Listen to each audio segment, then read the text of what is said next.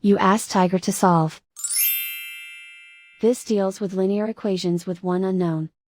The final result is y equals 9. Let's solve it step by step. Simplify the expression. Expand the parentheses. Simplify the arithmetic. Group all y terms on the left side of the equation. Subtract 10y from both sides. Group like terms. Simplify the arithmetic. Group like terms. Simplify the arithmetic.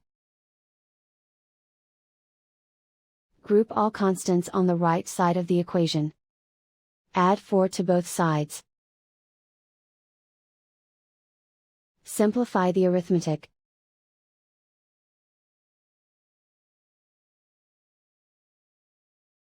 Isolate the y. Divide both sides by -4. Cancel out the negatives. Simplify the fraction. Cancel out the negatives. Find the greatest common factor of the numerator and denominator. Factor out and cancel the greatest common factor. And so the final result is y equals 9.